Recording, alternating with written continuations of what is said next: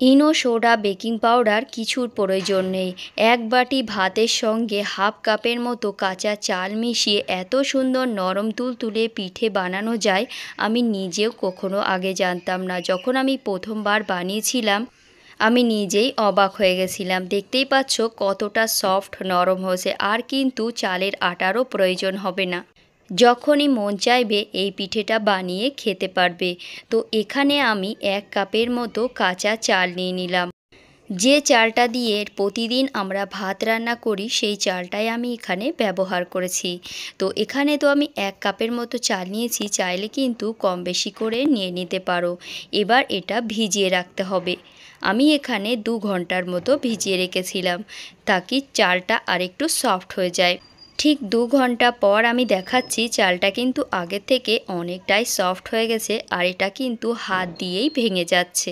তোমাদের কাছে যে চালটা থাকবে সেই চালটাই কিন্তু এখানে ব্যবহার করতে পারো। এবার মিক্সার জারের একদম ছোট জারটা আমি এখানে নিয়ে নিয়েছি, আর এর ভিতরে সব চাল কিন্তু একসঙ্গে দেব না, অল্প অল্প করে দিয়ে একদম খুব সুন্দর মিহিন পেস্ট বানিয়ে নেব।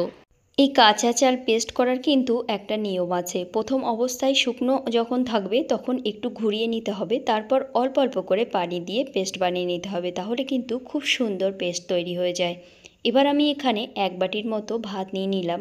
এটা কিন্তু রাতের বেঁচে যাওয়া ভাত, চাইলে তোমরা রান্না করেও নিয়ে নিতে পারো।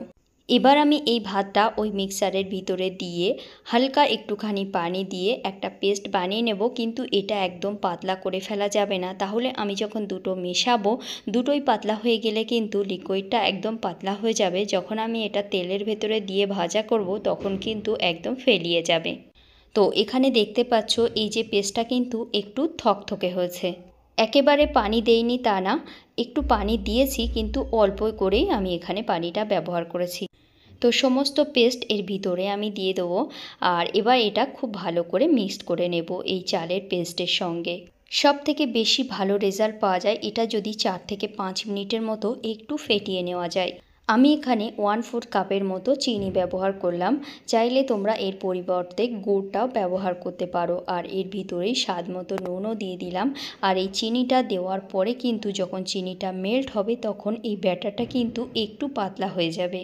যেহেতু আমি এখানে ইনো কিংবা সোডা ব্যবহার করছি না, তাই এখানে একটু ভালো করে ফেটিয়ে নিতে হবে। আমার ভিডিওগুলো যদি তোমাদের ভালো লাগে তাহলে ভিডিওতে একটা লাইক করে দিও, আর আমার ভিডিওটা তোমরা কোথা থেকে দেখছো কমেন্টের মাধ্যমে আমাকে অবশ্যই জানিও, তাহলে আমিও বুঝতে পারবো আমার ভিডিওটা কোথায় পৌঁছাচ্ছে, আর তোমাদেরও আমি ধন্যবাদ দিতে পারবো। ব্যাটারটা আমি ঠিক তোমাদের দেখিয়ে দিচ্ছি, এইরকম একটা চটচটে ভাব হবে, একদম কিন্তু পানির মতো পাতলা হবে না, আবার অনেকটাও কিন্তু ঘন হবে না। এই জিনিসটা কিন্তু একটু লক্ষ্য রাখলেই কিন্তু সমস্ত পিঠাগুলো একদম পারফেক্ট হবে। এবার চলো তাহলে এগুলো ভাজা করে নিই। এটা ভাজার জন্য আমি গ্যাসে আগে থেকেই তেল গরম করতে দিয়েছিলাম। এবার 1 চামচের মতো ব্যাটার এর ভিতরে দিয়ে দেবো, আর এই তেলটা যেন একদম ঠান্ডা না হয়, আবার যেন অতিরিক্ত গরমও না হয়। তেলটা একটা কাজ করে চেক করে নিতে পারো, একদম সামান্য 1 ফোঁটা ব্যাটার দিয়ে দেবে, আর দেখবে সঙ্গে সঙ্গেই যদি ব্যাটারটা উপরে উঠে আসে তাহলে বুঝবে যে তেলটা কিন্তু একদম পারফেক্ট। আর যদি দেখো ব্যাটারটা অনেকটা টাইম ধরে নিচেই বসে আছে তাহলে বুঝবে তেলটাকে কিন্তু আর একটু গরম করে নিতে হবে। আমি সেমভাবে আর একটা পিঠে বানিয়ে দেখিয়ে দিচ্ছি। এভাবে দেওয়ার পরে একটু চামচ দিয়ে হালকা গরম গরম তেল যদি উপরে দেওয়া হয় তাহলে উপরটা কিন্তু খুব সুন্দরভাবে ফুলে উঠবে। আমার কিন্তু একটা পিঠেও খারাপ হয়নি। যে কটা পিঠে বানিয়েছিলাম সমস্তগুলোই কিন্তু একদম ফুলে উঠেছে, আর আমি কিন্তু এগুলো বেশি কালার করে ভাজিনি।